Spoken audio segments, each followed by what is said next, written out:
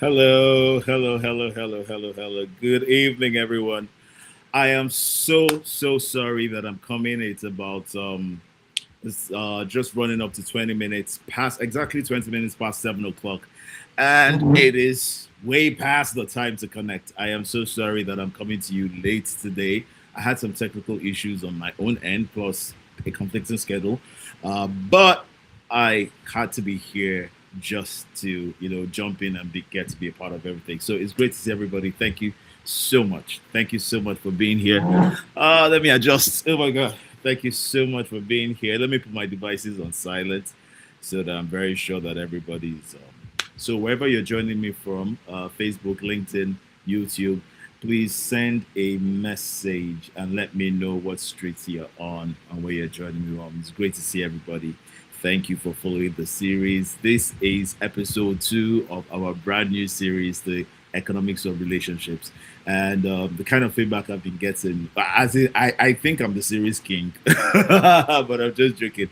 Glory be to God, the one that gives the inspiration, the idea, the thoughts, and of course the direction, things that He has weighed upon my heart based on certain issues and circumstances, situations that I have seen, I have been in, experiences I've garnered, to be able to put a structure around these thoughts. Many people have ideas about relationships and different, but it's a different thing when you're able to put a structure around it that allows you to be able to communicate it, to be able to teach it, and to be able to share it in a way that makes it receivable.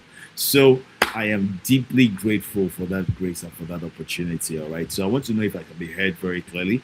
Uh, somebody should somebody should send me a message. Let me know if I can be heard. I'm going to listen in right now, um, and see if I can be heard very, very, very clearly. All right.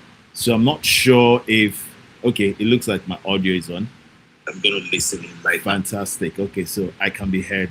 I can be heard. All right. So guys, it's super great to be here. We're halfway through March already. The first quarter of the year is rounding up, and we're halfway through March. And today we're coming to episode 2 of our Economics of Relationship series. And the title for this episode is Access, Proximity, and Strategic Positioning. Access, proximity, and strategic positioning. The sub theme is why do why do opportunities seem to come to people? Why do chances seem to gravitate towards a certain type of people? Why can't everybody just have access to opportunities? And I want to have this conversation with us right here that will open up our mind and put us in a position where we're able to figure out these things. All right. So if you're good, let us go. Let us go. Let us go. So last week we started off with the concept of having relationship as a capital. All right. We started with having relationship as a capital. We talked about the fact that you have to understand that relationship is not just an emotional connection. It's a capital that opens up opportunities to you, a capital that allows you to be able to communicate value, that allows you to be able to share value, and allows you to be able to deliver value. And we said that look, you must understand that what you do with that capital is absolutely very essential to your experience and how well you do as a person and as a business entity. All right. And today, as a follow up on that, today we're looking at access, proximity, and strategic positioning, and why opportunities move towards certain people, which is the sub theme for our conversation today.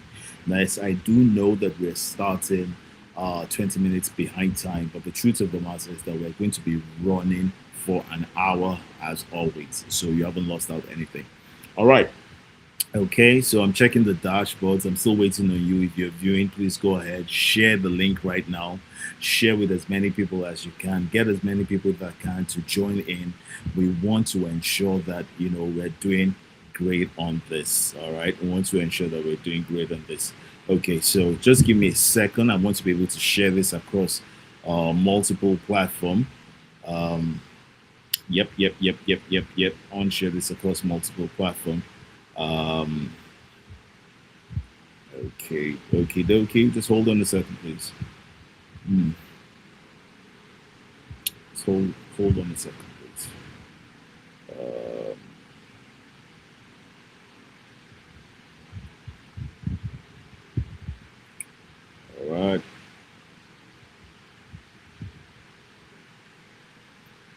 Okay. All right. I'm gonna be with you in a bit. I just want to share this link as I expect that you also are sharing right now. Um, to share this to as many people as I really can have join me. All right. As many people as I can have join me. Okay. Okay. Okay. Okay. Okay. Okay. All right. Okay. All right. All right. All right. All right. So let's start. Access, proximity, and strategic positioning. I repeat, access, proximity, and strategic positioning. All right, which is episode 2 of our Economics of Relationships series right here on the Connect. So, one of the, let me start from here. Opportunities don't just move randomly in society, opportunities will come through networks, they will come through circles of trust. Opportunities will come through influence and in many cases through proximity. So you must first understand that it is so important when we talk of access, proximity, and strategic positioning because competence may open a door, but your skill, your competence may open a door, but proximity will determine how many doors open after that. In the same vein, proximity will also determine whether the competence that you have is reachable. Therefore, the concept of access comes into play. Stick with me, we're going somewhere massive.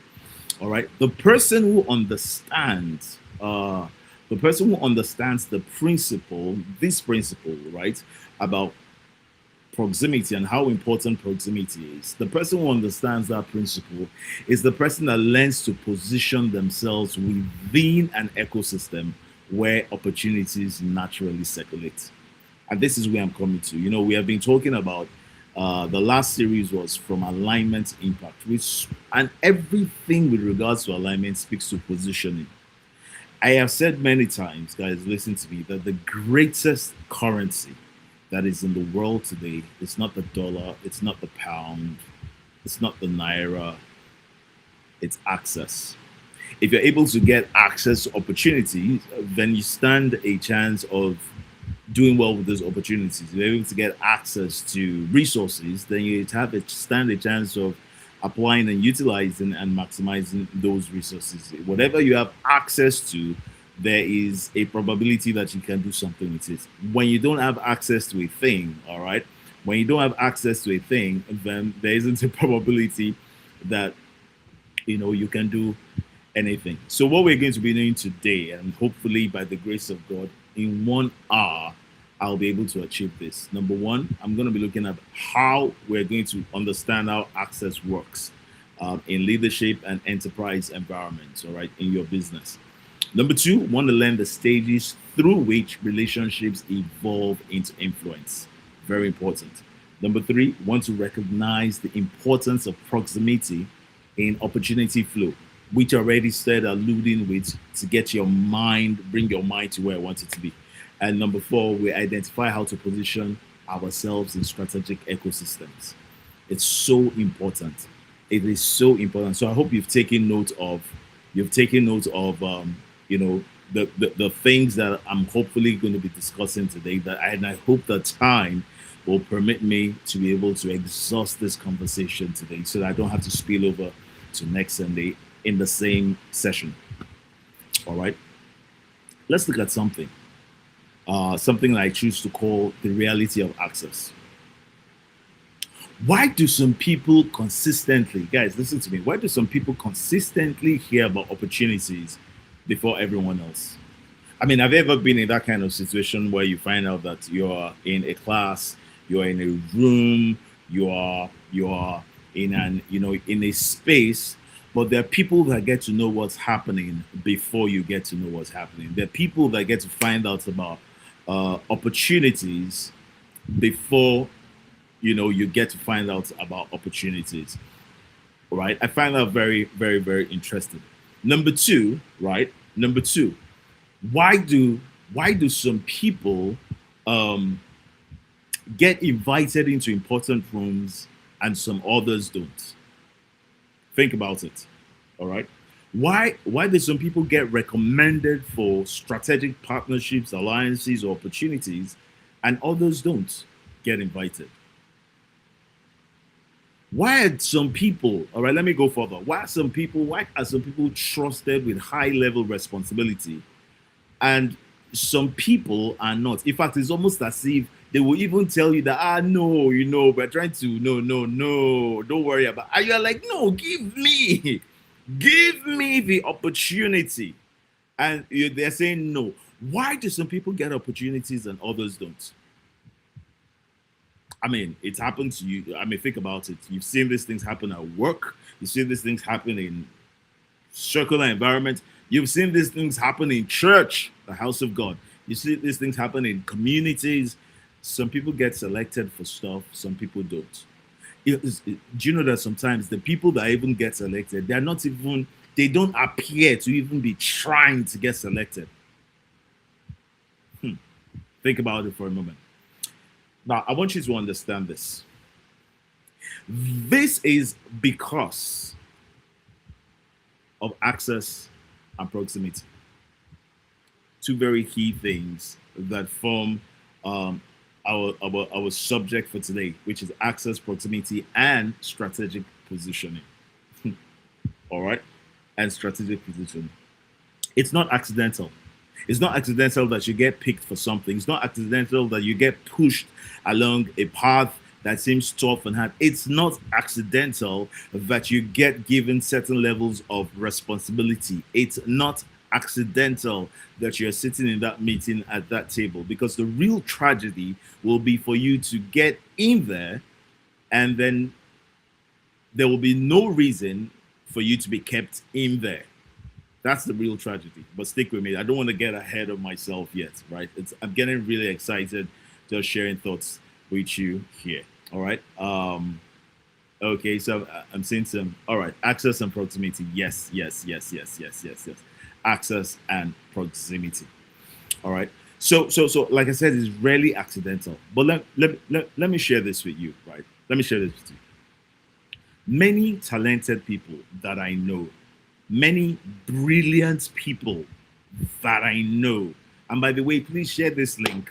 Don't just watch it. We've got people watching on LinkedIn. We've got a few people on Facebook. We've got quite a bit of people on YouTube. Please share this link, right? Just share it on your platform. Get your friends, your frenemies, your enemies, and everybody around you to be a part of this, because there's some really heavy stuff I'm dropping tonight. Trust me. All right. So it's like I said, it's really accidental. It's really accidental. I'm checking my own dashboard as well. It's really accidental, and these things happen because of access and proximity. Very key. Now, I was talking about many brilliant people, many talented people that I know, and I've seen them. I've worked with a few. I've had a few report to me. I mean, they've been around me. All right. Many people I know who are gifted, talented, smart. All right. They remain on the outside of opportunity ecosystems because they misunderstand how influence network function. They misunderstand, and this is really what I want to share with you, because this is putting together 25 years, things I've learned in over 25 years of my career, right? Over 25 years of my career. So they don't know, they don't understand how influence functions within, how influence works within influence networks, how influence functions. They don't get it. They don't understand it. They don't realize that opportunity rarely begins in the public spaces. Listen to me. I'm telling you some secrets. Opportunities rarely begin in public places. Opportunities more often than not begin in private spaces. Now, don't get it wrong. I'm talking about private conversations. See, let me tell you something. The kind of person that I am, Ania Kanusoro, you could have a conversation with me by the stairs, by the car, just a little banter of good morning. But that 5 minutes, 3 minutes, 7-minute conversation has already programmed you somewhere in the levels of opportunities that if I have levels of jurisdiction over, I will willingly give you access to, or I will trust you enough to give you access to. And trust is not because you've done something wrong. Trust here speaks to whether you have a capacity to be able to maximize, not just recognize, not just utilize, but maximize those opportunities. Do you understand what I'm saying? So trust is very important. When I tell you that opportunities rarely, I'm giving you all my experience together. Opportunities rarely begin in public spaces or in public conversations. More often than not, they begin in private conversations. So be careful, ladies and gentlemen, about that conversation on the plane, sitting with that supposedly random person. Be careful about that guy you meet in the elevator and you have a conversation in the elevator. Opportunities really never begin in public spaces. Opportunities, as I've learned, begin in private conversations. That 5 minute exchange you had with that person at the airport, that thing that you had with the person on that plane, on that car, at that meeting, at that dinner, at somebody's birthday, in that church service, will already determine in that person's mind whether you qualify for another conversation or an opportunity, not because they have emotional trust or not for you, but because they are able to certain level, right or wrong, inconsequential at this matter, determine whether you have the capacity to be able to handle, recognize, and maximize the opportunities that they have some level of superintending over. So by the time you talk with somebody, I was having a conversation with a young man today, and it was asking, I made a comment to him about him, and then he asked how come I was able to make that comment. And I said to him that within the first 3 minutes of our conversation, I'd already determined whether there was a level of comprehension or understanding that you have with regards to a subject matter or not. His mouth was open. And that is how, ladies and gentlemen, many people already determine within the first levels of engagement in that private conversation whether you qualify for an opportunity or not. We're talking about access. We're talking about proximity, and we're talking about strategic positioning. Still under the series of the economics of relationships. So you need to understand that there is no conversation. Listen to me, young people, old people, it doesn't matter. There's no conversation that is inconsequential. There's no conversation that is not important. That thing, that question that you were asked and you did not apply brain power and you answered it in a nonchalant way, you have no idea when a decision will be taken based on how you responded to that question. You have no idea when a decision will be taken based on the attitude you put up. You even have no idea the kind of decisions that will be taken, the kind of consideration or the disqualification, so that I put it in the right perspective for you, that will come your way just because of the way you handled a certain conversation.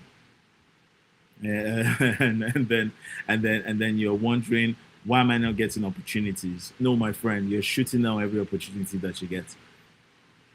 If you have access, if you have proximity, and you're not strategically positioned, then it's a tragedy, like I said earlier, because it's one thing for you to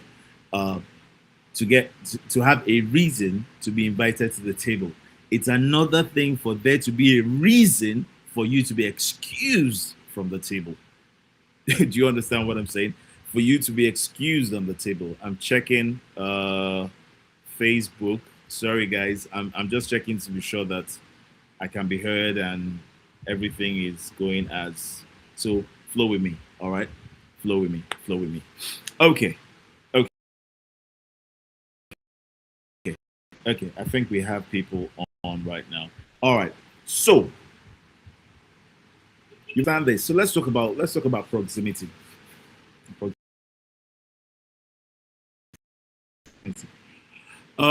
Proximity is, how do I say, an opportunity circulates. So if you have proximity to something, it means that there's a closeness, and within that closeness, trust, information, power, opportunity circulates. So Proximity is very, very important. All right. Proximity is very, very important. So proximity can be, you can have it in different contexts. It can be professional proximity, it can be relational proximity, it can be institutional proximity, it can be intellectual proximity. All right. Think of the relationship capitals that we discussed in last episode when we talked about relationship as a capital, right? So in other words, people that are close to decision environments hear things first. They see shifts earlier. They are trusted sooner. Do you guys understand? They are trusted sooner. They're trusted sooner.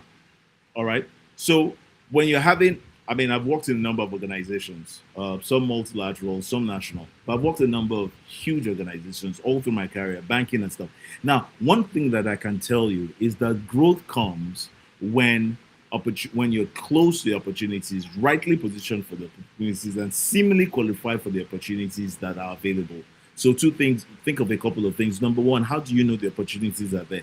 Number two, how do you begin to prepare for opportunities that are not yet there, but some way, somehow, you know that they're coming? Number three, if you have no idea that the opportunity is coming, in what direction then do you begin to prepare? So proximity is that strategic closeness that puts you in a position where you get to understand what is happening in your ecosystem so that you, not the next person, you can now be strategically positioned to not just identify the opportunity, not just like everybody else, utilize those opportunities, but like the 1% that stand out, maximize those opportunities.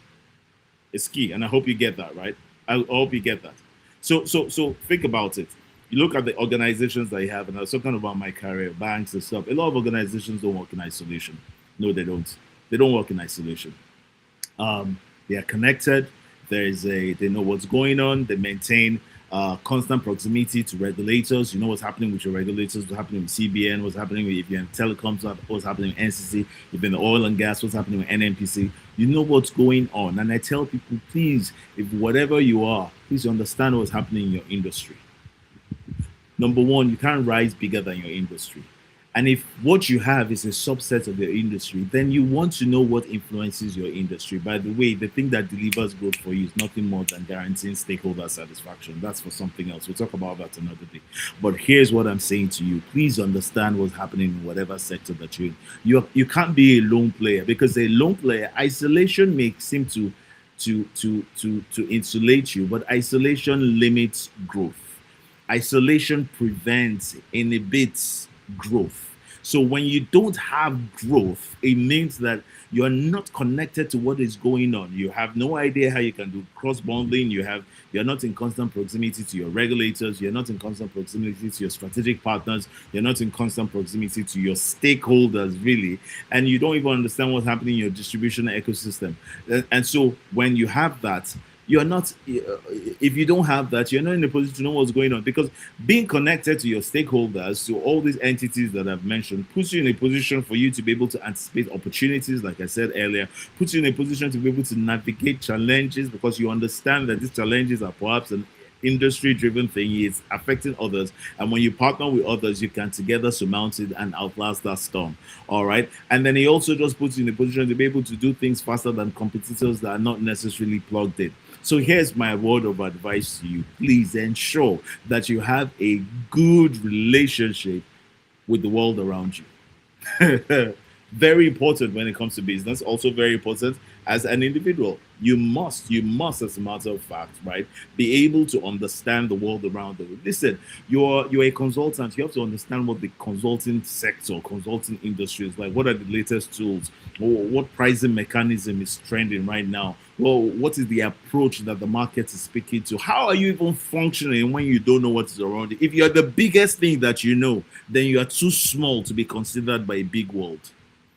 If you are the biggest thing that you know, your ecosystem is bigger than you. But if you're the biggest thing that you know, then you're too small for the world, the market, and the ecosystem to recognize you and be willing to work with you. Please, somebody write that down. Write that down. And so you must be humble enough, and you must be smart enough and wise enough to be able to look around you and say, hey, what's going on? What is happening?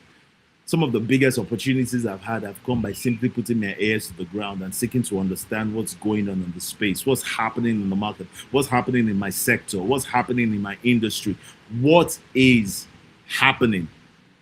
And that's very, very, very, very important. Very, very, very important. What is happening? All right? What is happening? Proximity, in other words, creates what I will call proximity. In the other words, create what I will call the strategic advantage.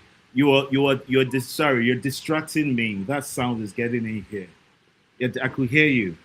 Proximity is sorry guys, I just got distracted. Proximity creates advantage. It creates strategic advantage. And when you, excuse me, can you take that away? Thank you. When you are in proximity, then you have what we call a strategic advantage. And that's so important. That's very important. He also gives you what we call the access ladder. And let me talk about that. All right. I've talked about proximity. I want to talk about access ladder. Sorry, let me view.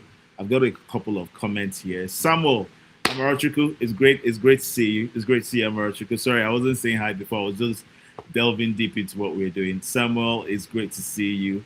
Yes, you can't grow alone in life. All right. I'm just taking the pause to be able to catch up with you guys. Isolation limits growth. Yes, sir. Yes, sir. Yes, sir. Absolutely, sir. Absolutely, sir.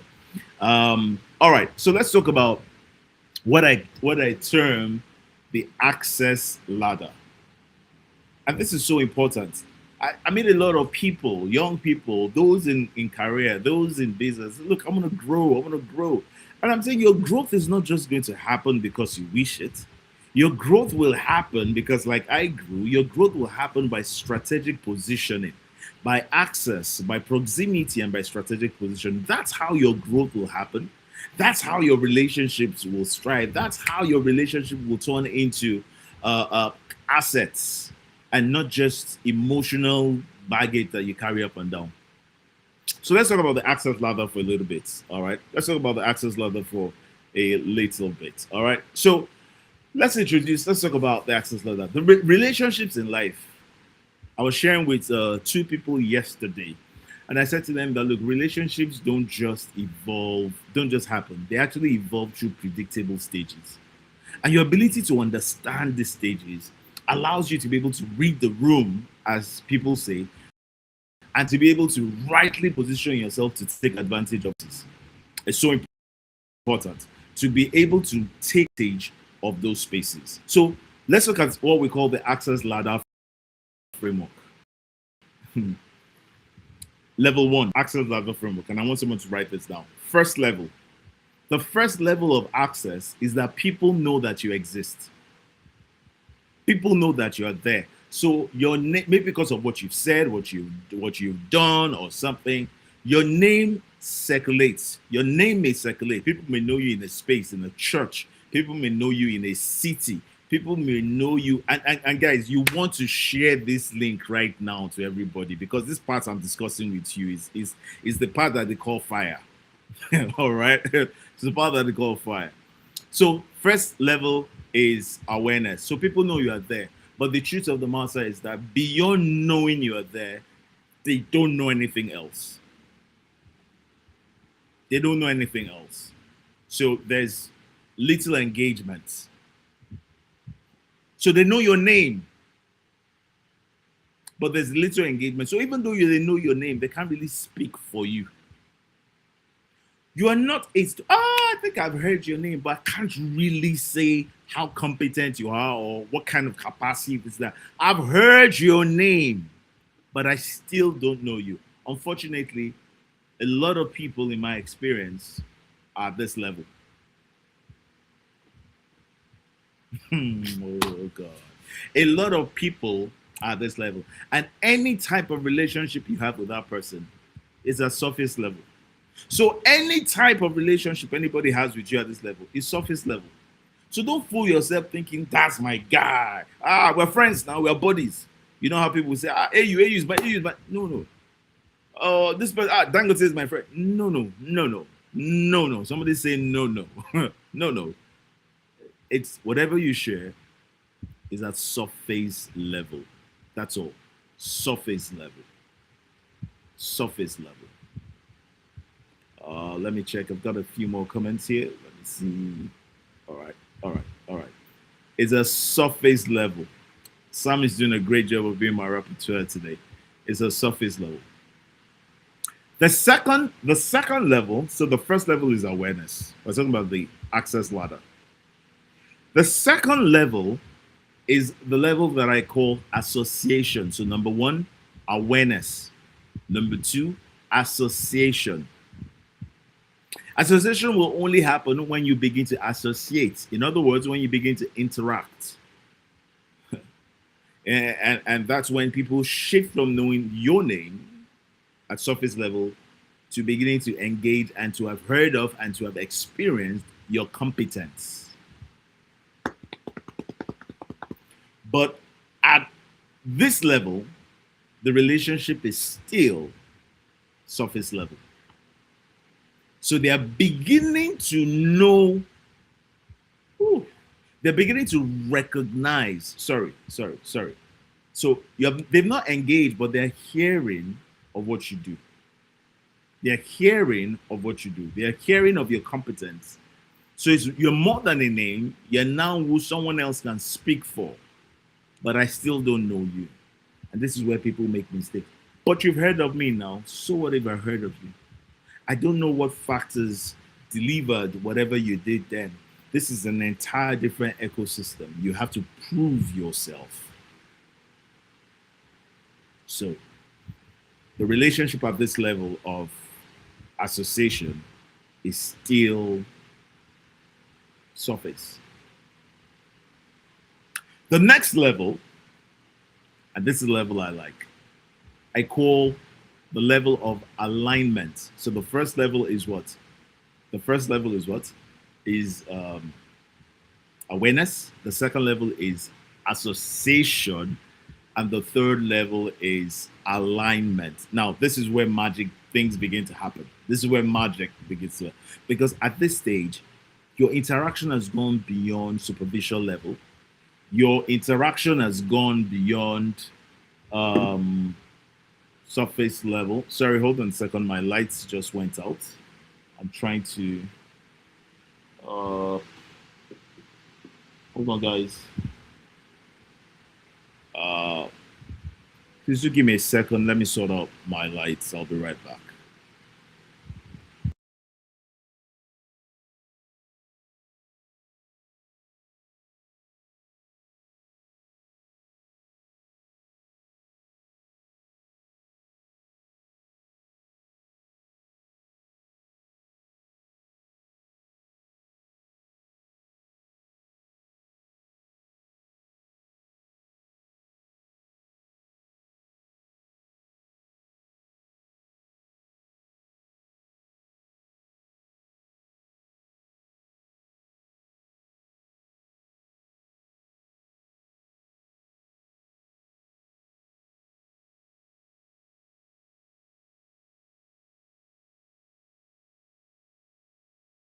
Okay, can you hear me?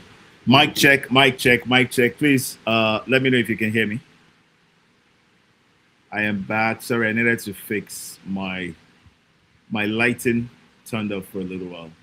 Quite a lot of comments we're having today. Wow. Wow. Wow. Wow. Wow.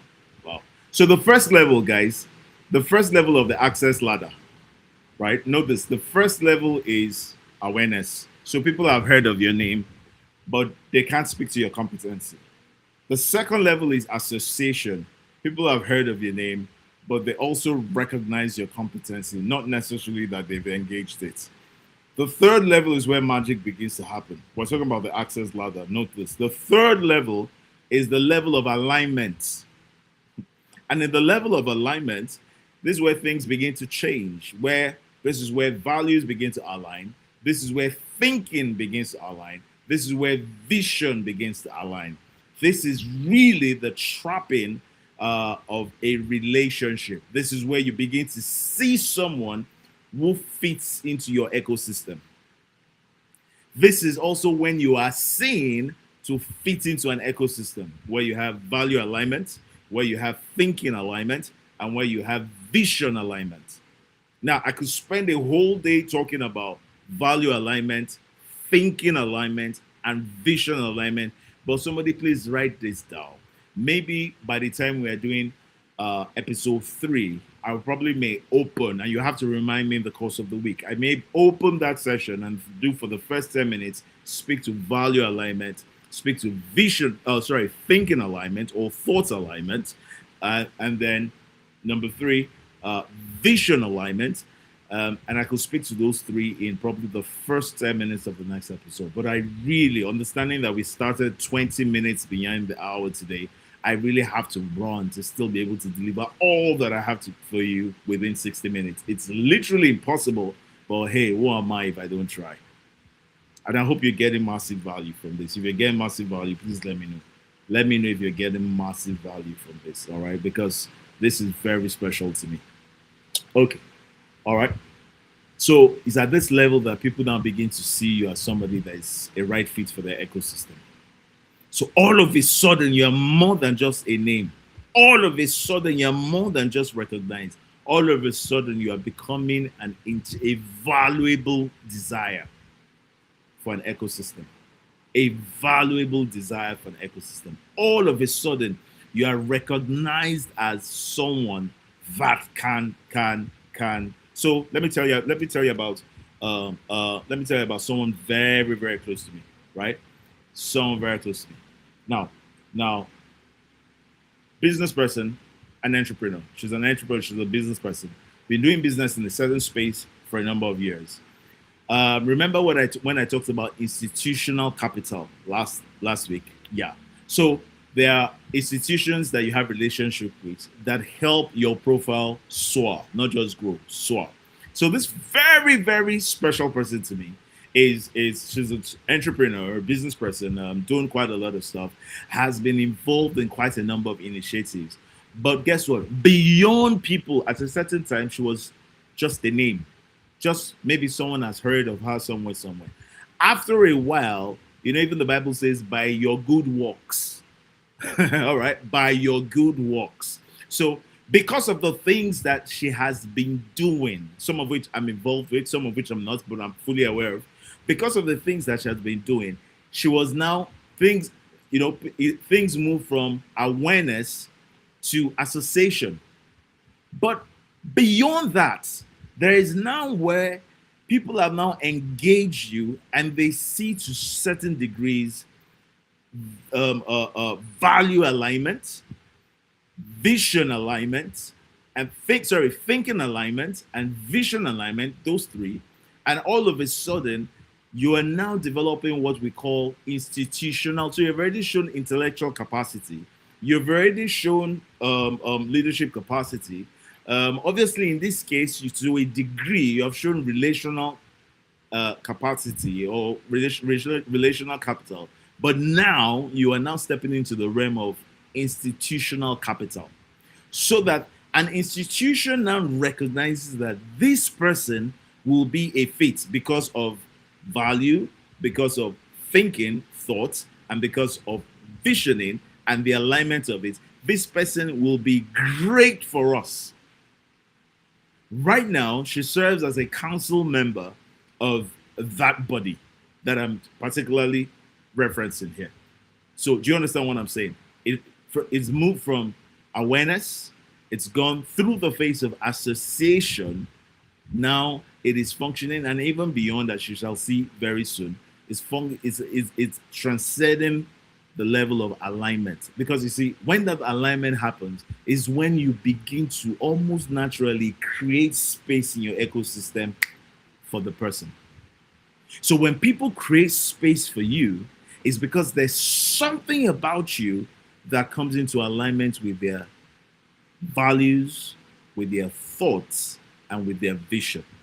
The question is, and this is the question I'm putting to you, alignment alone doesn't do it. If you now therefore do not begin to build strategic positionings that ensure that alignment is maximized. Do you understand what I'm saying? That you will understand that better when I go to the 4th level of the access ladder. Now, the 4th level of the access ladder is called the advocacy level. the advocacy level. Now, the advocacy level is so important because if I was still going to use my friend as a reference point for this, advocacy level is now where the people that you are in ecosystem with begin to recommend you. In other words, they are now advocating on your behalf, whether you've asked them to, and in many cases, even when you've asked them not to. They say, oh, we need somebody to do this. Oh my goodness, you need to talk to AU. We need someone to do this. Oh my goodness, you need to talk to XYZ. You need someone to do this. Oh my goodness, you need to talk to Obi. You need to talk to Njedeka. You need to talk to. Why? Because of beyond who they are, beyond what they do, is now a fusion of who they are plus what they do, which is sorry, let me say that again. Beyond what they do, beyond how they do what they do, there's now who they are. There's now who they are. That sound is getting into the recording yet again. It's now beyond who they are. All right. So advocacy is very, very powerful. Until people begin to speak of you, then there are levels you haven't gotten to. See, I have done quite a bit of work this year already, and I can tell you something. Let me tell you something. At least 60% of consultancies, trainings, and stuff that I've done this year have come by way of recommendation. They were not even on my organization's prospect list. They were not what we were actively marketing. People just say, oh, you want something delivered to you with this touch of excellent depth, you need to talk to Ania Kanusori. You need to talk to AE. The question I'm asking is, what are people saying about you? What are you? What's your ecosystem saying about you? Because until people begin to talk about you in rooms where you're absent, until your credibility begins to travel, you don't understand how powerful advocacy is as a relational leverage. You don't understand how powerful it is. So that's the fourth level. That's the fourth level, advocacy. So let's go again. Level 1 is what? Somebody tell me. Level 1 is what? Awareness. Level 2 is what? Association. Level 3 is what? Alignment. Level 4 is what? Advocacy. Level 5 is partnership. And partnership happens when, at this stage, trust has matured. Collaboration, therefore, now becomes possible. And then you can begin to build things together. So what happens many times is people try to build at the level of advocacy. People try to build at the level of association, rather. Because at the level of awareness, truly, you don't even know them enough to know whether you trust them or not. But once it begins to look like, feel like, do you understand what I'm saying? Once it begins to feel like, look like, which is the level of association, you already want to partner. You already want to build. You already want to do something. It doesn't work like that.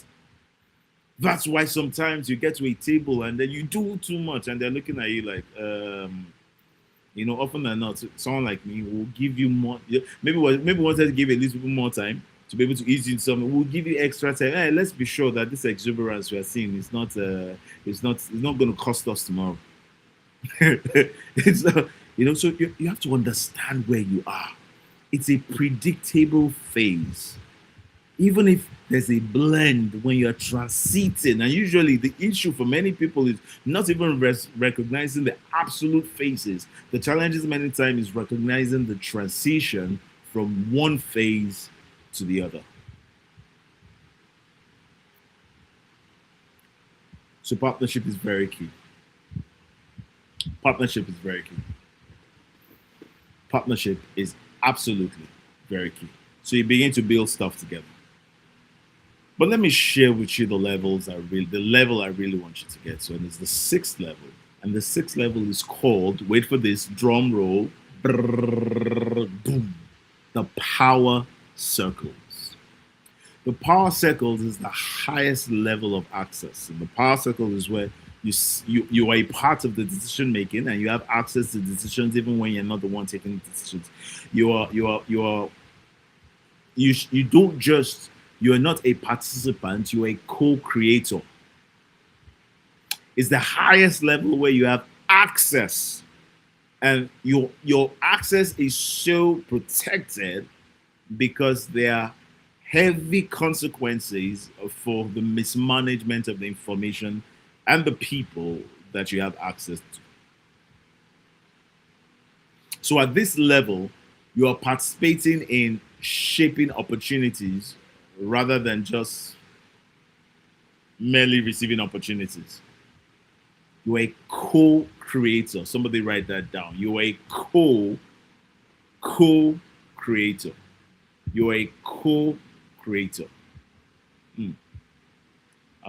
Let me have a look at your comments. Woo. I'm actually saying someone is typing faster than me. Come on, you guys, man. All right. That okay. I like that. All right. So let's go again from the top. Number one, you have awareness. I'll be learning something, guys. So it's so powerful. Please, you need to understand this so that you don't go and you know how they say you do anyhow. You have to understand where you are with people and plan how you grow from one level to the other. Position yourself so that you can rightly move from one level to the other. Don't just go and misdo. Just get the like somebody you met yesterday. You only had a meeting at a level. He's now my guy. He's now my guy. Be careful, man. Be careful, man. So you see somebody that you are talking to, you are giving him high five, snapping his finger. Don't tell me you are Gen Z or anything. No. The rules haven't changed. They haven't changed that much. Don't be deceived. Don't be deceived. Don't be deceived. Respect and honor and appropriation is still something that is in very high demand today. Don't go and miss yarn. That's what I was looking for. Don't go and miss yarn. I'm not do anyhow. Oh God. Hey, I know why I'm saying this, but let me proceed. So we have awareness, we have association, we have alignment. All right. We have alignment, and then we have after alignment, what do we have? We have advocacy. All right. And then we have partnership, and then we have power circles. And then we have power circles. All right. Power circles. But you must understand that you can't have many people want partnership before alignment. They want advocacy before credibility. But the ladder must be climbed step by step. I see too many people that, and I could spend a whole day talking about this. I see too many people. No. You must climb the ladder step by step. Let me not even spend time. Let me not even dwell there. Let's go. I want to talk a bit about what I call. How do I share this now or later? I want to call about what I call the governance of circles. It's important. The governance of circles. The governance of circles. The governance of circles. Let's talk about the governance of circles. Checking LinkedIn to see how we're doing there. I need to recruit more back-end people so that I'll be free to just do this. They can be doing all that stuff, but sometimes anyway, we'll talk about all that team and stuff. If you really want to be back-end for the Connect, please just also let me know. We've had a lot of people that have volunteered and said they want to be back-end of this so that we can, it can run smoothly. Want to support this, and no problem. I think I'm coming to that point where I can open the door again. It's been opened before and we're running, and we can open again. All right. So let's talk about the governance of circles. I talked about power circles being the highest level, the highest rung on the access ladder. Let's talk about governance circles. The governance circle. All right, the governance circles. First things first. Influential environments operate through circles. Guys, get this. Influence operates through circles. These circles have structures. These circles have structures. The first structure is what we call the outer circle. In the outer circle, a lot of people are there. Just think of a concentric circle, right? You understand what I'm saying? Think of a concentric circle. So in the outer circle, you have a lot of people there. The numbers are large. The relationships are mostly transactional. There's mitigated or limited influence. That's the outer circle. So it's like everybody that you meet in the marketplace. Not everybody is your cousin, your family, or your friend now, but they're there. You relate with them. Whatever binds you is there's something that brings you together. It's transactional. Because you don't know me, I really don't know you. There's little you can do to influence me to do something. So we are coexisting, but there's a limit to the kind of impact that exists at the level of the outer circle. It's also not where you invest trust. Hey, God. This is for somebody today. It's also not where you invest trust. So it's not everybody that you see that is your guy. It's not everybody in your out. It's not people in your outer circle that are your peeps. It's not people. It's not people in your outer circle that are your person. Be very careful. Be very, very careful. The next circle, which is now the smaller circle after the outer circle, is called the professional circle. And many of us are there at some point, right? And so the professional circle includes your colleagues, your collaborators, your industry peers, your associates, your acquaintances, professional acquaintances. But what this circle does for you is that it creates exposure and gives you reputation. Note that. Somebody note that, right? It creates exposure and gives you reputation. So that's the professional circle. The next circle, and I wish I could draw this on the map, and maybe I could do that and share my screen, but hey, you're all very smart now. You can get what I'm saying, right? The next circle, wait, let me hold up and check comments again. You know what? Let me show the comments on the stream so that I can be seeing what you guys are typing. Keep the comments coming. Keep the comments coming. As long as you are all right. So keep the comments coming. All right. Great. So I've shared the comments on the screen so that I can now focus on what I'm doing. All right. So you have advocacy partnership. Yeah. So you have the outer circle, you have the professional circle, and then you have the strategic circle. The outer circle, the professional circle, and then the strategic circle. So if the strategic circle is different from the professional circle because, in the professional circle, you have your colleagues. They're there. You work together. You know each other. You see each other. It's very 8 to 5 to see each other. You have your collaborators. So your collaborators are together with you on projects and stuff. They're feeding you with things. You're feeding them with things. You have your industry peers. That means you work in the bank. Every other person in the bank is there. So you are renowned across your sector. People know you, gives you exposure, your ability to network. You begin to realize the kind of value that you can leverage in your network. And like I've always said, that your network is determined by the value that you leverage in your network. Your net worth is determined by the value you leverage in your network. I know you grew up hearing that your net worth is determined by your network, but if you do not deliver value in your network, it will not in any way grow your net worth.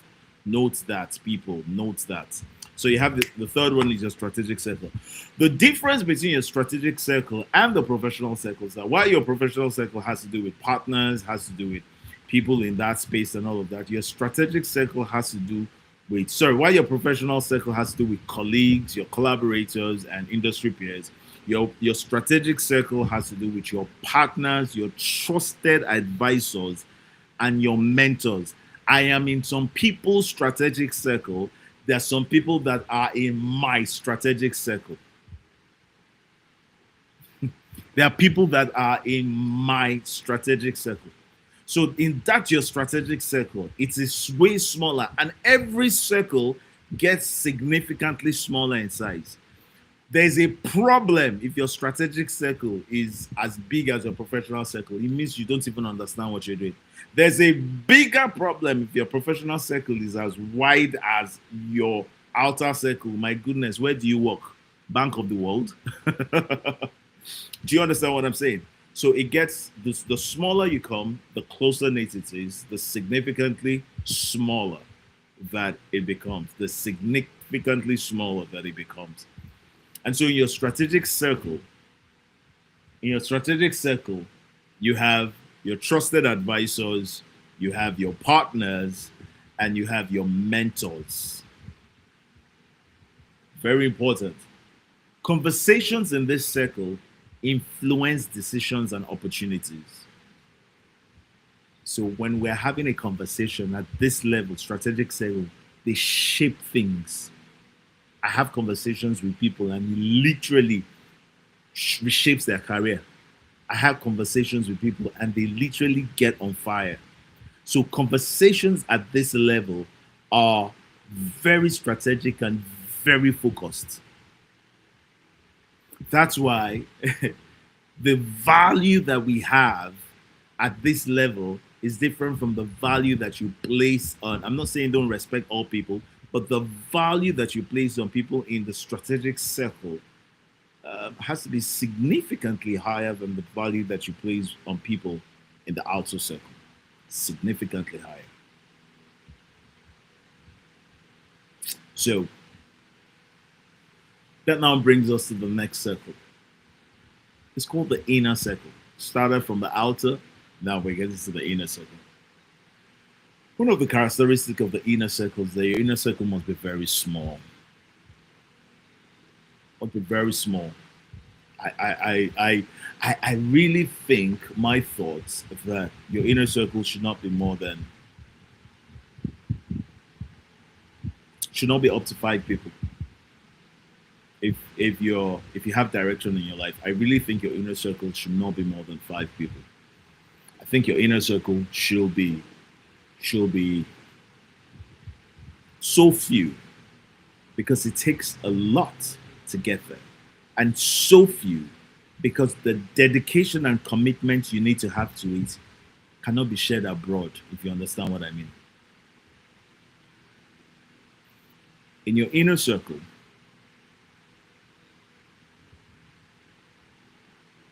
this is where a few things are shaped.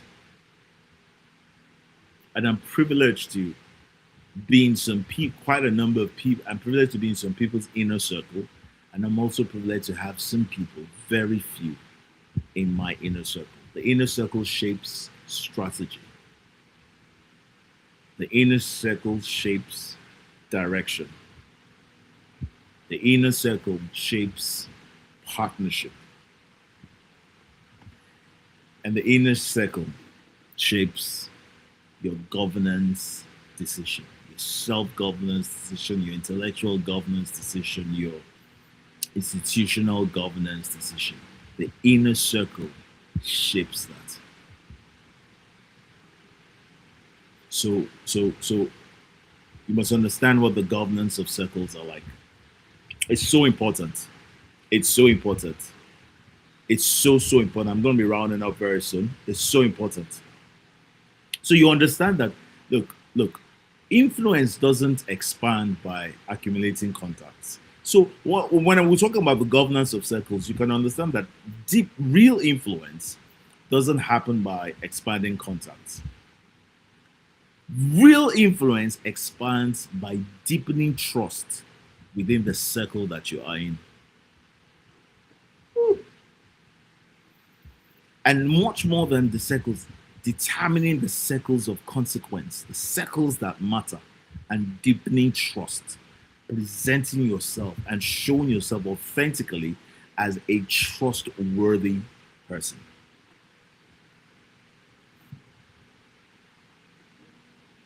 So the more you're able to earn trust within those circles, the deeper your influence, the wider your influence, the stronger you have influence. And then that now strategically qualifies you and guess what? Positions you for opportunities. Is anybody getting something out of this? Because this is your life. Two people can be born in the same, they ate the same food, grew up in the same house.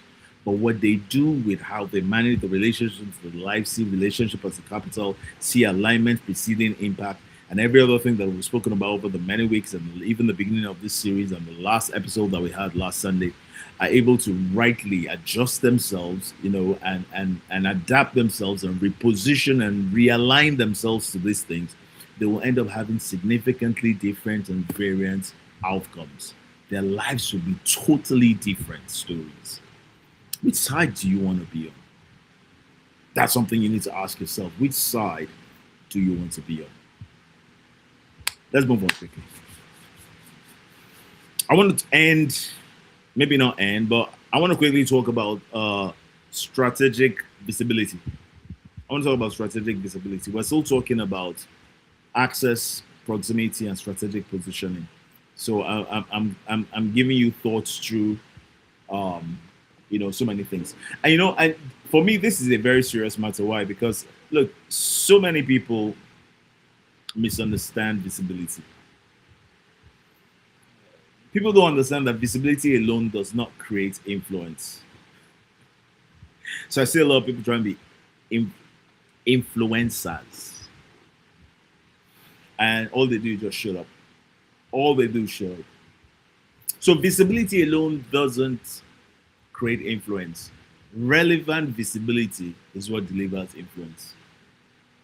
Somebody get that? Relevant visibility. In other words, visibility without value can never deliver influence, because what it does is it produces attention but not opportunity. So people will hear of you but can't see what to do with you. Visibility without value, right? Visibility without value. It produces, how do I put this? It produces competence. Okay, I'm reading your comments. It produces competence, but delivers either no or limited access. But there's something that is an intersection of three things, which is strategic visibility, which is what I want to discuss with you today. Part of what I want to share with you, rather. I've discussed a whole lot with you. Strategic visibility meets at the intersection of number one, competence, two, credibility, three, proximity.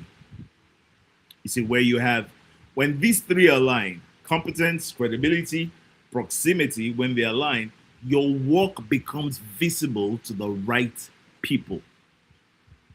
And there are millions of, look, I can use myself as an example. Listen to me. I'm going to round up soon. So maybe you need to remind me to also add this to what I wanted to start next Sunday's episode with. Maybe you need to remind me. Okay. So let's take it from here. So you have this street, this boulevard, it's called competence. You have this lane, it's called credibility. You have this drive-through, it's called proximity.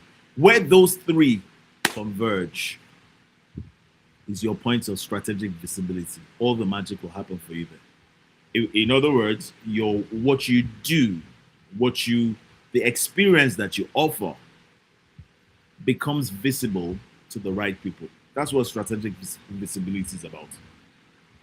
All right, that's what strategic visibility. For example, just look at an institution like the Tony Elumelu Foundation, and I could talk about my organization. I could talk about a couple of organizations that I know as well, and many things and how that's been happening. I could talk about many multinational, but let's use the Tony Elumelu Foundation.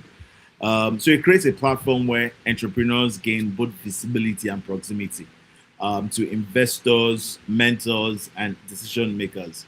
So think about it. So you have where they come, they have competence, and then the competence now brings them to the point where they're able, after being checked, they're showing credibility, and because they are part of that platform, they have proximity to funding and to those that will provide the funding, and then all of a sudden there's strategic visibility. Think about it. When those three, competence, credibility, and proximity, converge, you have strategic visibility. I was going to say my prayer for you. Let me pray for you. Let me still pray for you. My prayer for you is that in this time and season, by virtue of access, proximity, and strategic position, you will understand and be able to bring everything that you do together in such a way that your competence, your credibility, and your proximity will come into alignment and deliver strategic visibility that your businesses and yourself will be seen not just for what you do, not just for how you do what you do, but will now be recognized by who you are. And that's a very deep prayer. And everybody says a big amen. All right. Everybody says the big amen. All right. So every time you have that kind of platform, anything that brings competence, credibility, and proximity together, there's a dramatic increase in opportunity flow. Dramatic increase in opportunity flow. Dramatic increase in opportunity flow. But I think I want to close today by dealing with barriers to access. All right. And every other thing we'll take next week. I think I want to close today by dealing with barriers to access. All right. Why do people struggle with access? Why is it a problem? Why do people struggle with access? Why do people struggle with access? Number one, very quickly, my time is far spent. Number one, let me deal with 5 barriers to access. There are a lot more, but let me just give you 5 barriers off the top of my head. 5 barriers to access. Number one, lack of value. Oh my goodness. I hope I'm not going to say, remind me to take this again next week, because there'll be time for the next one. Lack of value. But not that's such a significant thing when it comes to being blocked from access. Lack of value. Influential networks, the right ecosystem, respond to value creators. So without value, proximity cannot be sustained. You can find your way in, but there will not be a reason for you to be excused out.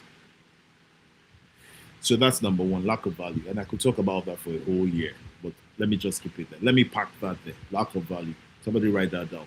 Number two, misaligned identity. Misaligned identity. Misaligned identity. If your vision and values, if your vision and values don't align with the network and ecosystem, entry becomes difficult. It's true. When your visions and your values don't align with the space that you're looking for, it's hard for you to be admitted to that kind of space. Enough said.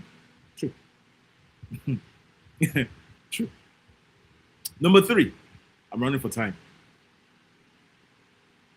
Number 3, reputational gaps. And this is so important.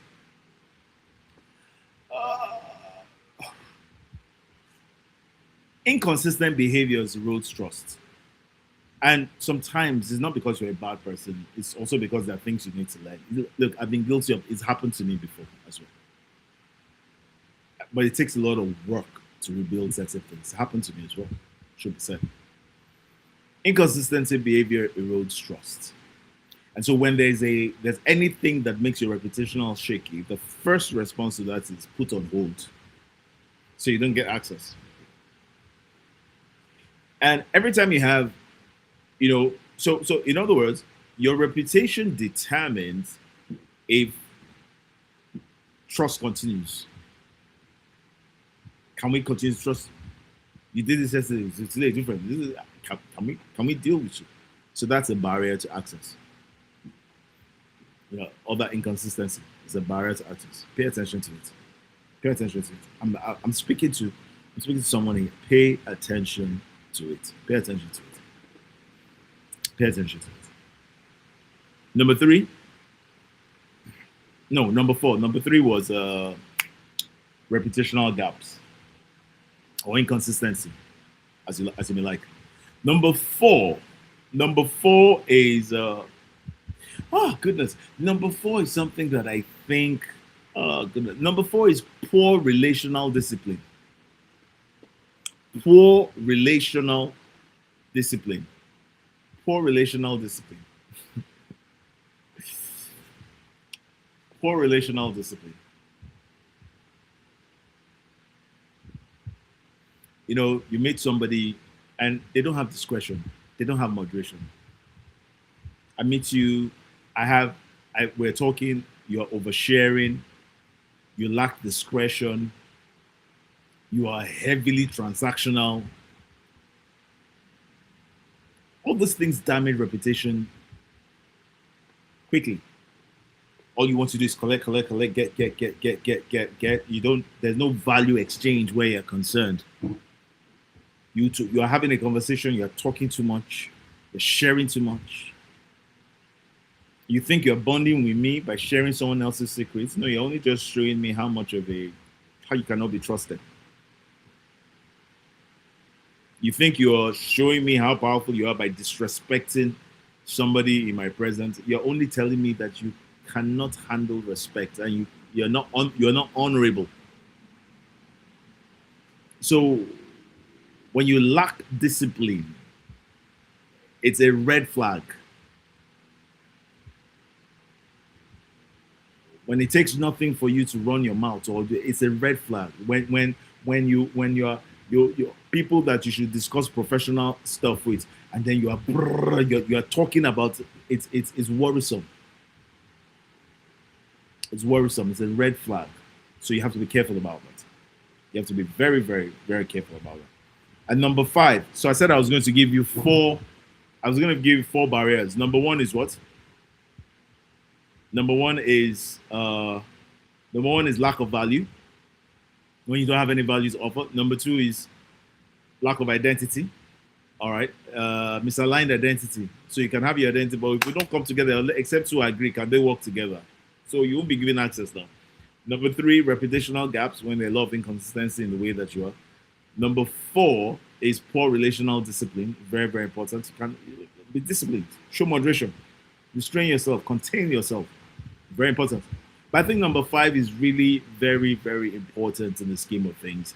I think number 5 that I'm about to give you is so important, and it's sad. Number 5 is absence from strategic environments.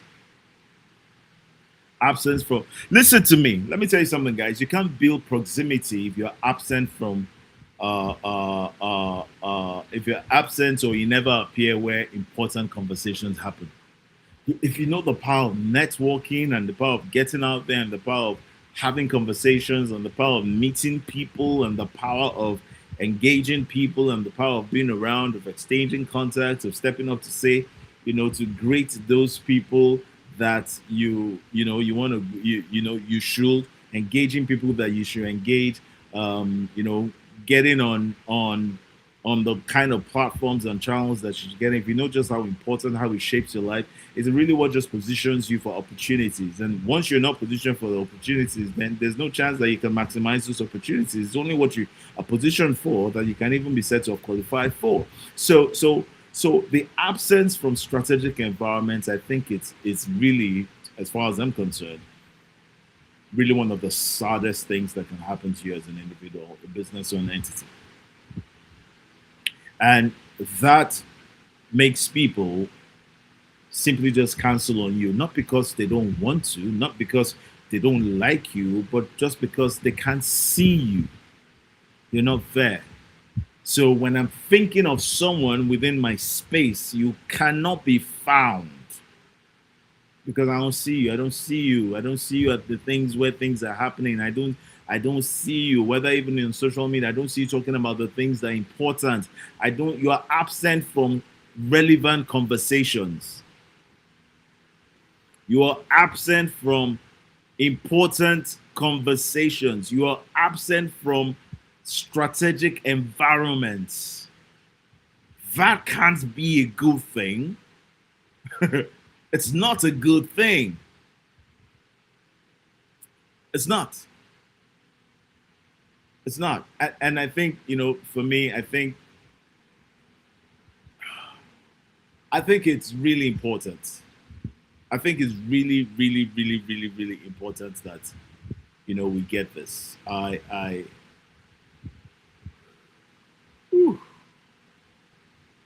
think it's really important.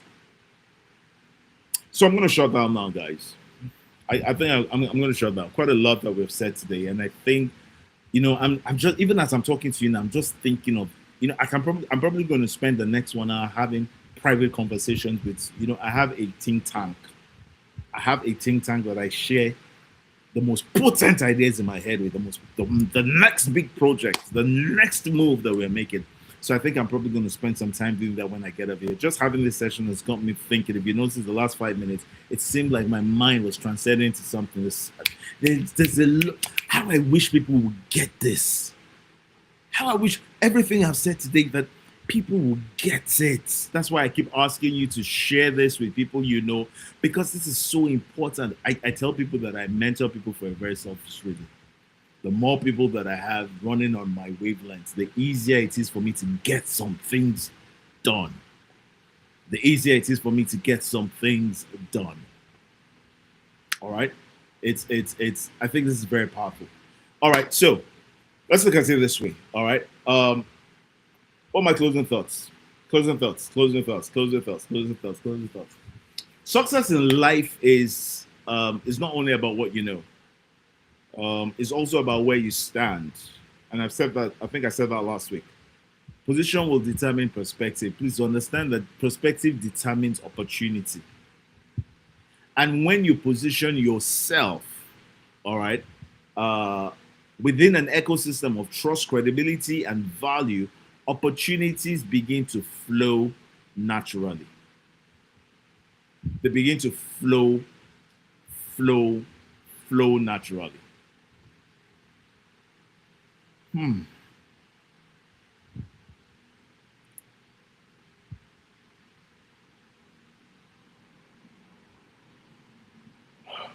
So the goal, guys, God, there's a lot I'm thinking of right now. The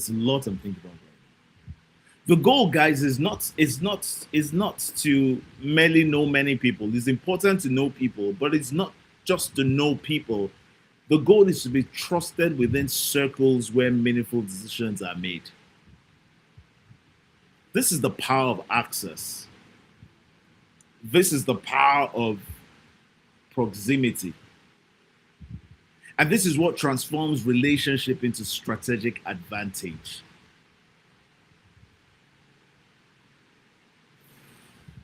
This is it, guys. This is it. I'm so stirred up right now, but I gotta go.